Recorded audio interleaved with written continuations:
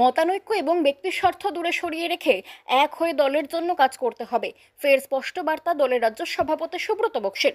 শনিবার কলকাতায় 21শে জুলাইয়ের প্রস্তুতি বৈঠকের আগে বীরভূমে তৃণমূল নেতা অনুব্রত মণ্ডল এবং কাজল শেখের সঙ্গে আলাদা করে বৈঠকে বসলেন দলের রাজ্য সভাপতি সুব্রত বক্সী এবং বীরভূমের দায়িত্বপ্রাপ্ত নেতা ফিরহাদ হাকিম। সেই সঙ্গে ছিলেন অরূপ বিশ্বাস এবং বীরভূমের চেয়ারপারসন আশিস বন্দ্যোপাধ্যায়। সূত্রের খবর, দুজনকেই কড়া ভাষায় একাধিক নির্দেশ দেওয়া হয়েছে। আরও একবার দলের রীতিনীতি বুঝিয়ে সুব্রত বক্সী সাফ জানিয়ে দিয়েছেন, অনুব্রত এবং কাজলের ব্যক্তিগত দ্বন্দ্বের কারণে দলের কোনো ক্ষতি হলে তার ফল ভালো হবে না। দুজনকেই দলের রোষানলে পড়তে হবে।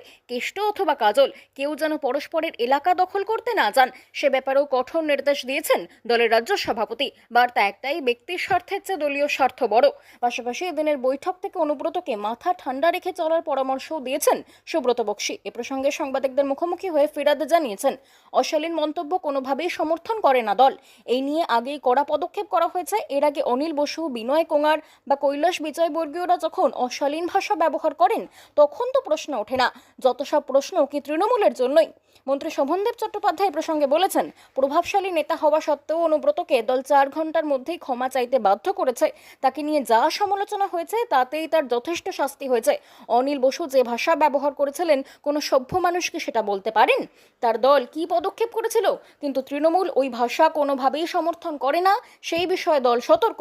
এদিনের 21শে জুলাইয়ের প্রস্তুতি বৈঠক শুরু হওয়ার কিছুক্ষণ আগেই ভবানীপুরে পৌঁছে গিয়েছিলেন অনুব্রত মণ্ডল এবং কাজল শেখ। এরপরই তাদের পৃথকভাবে ডেকে নেন সুব্রত বক্সী।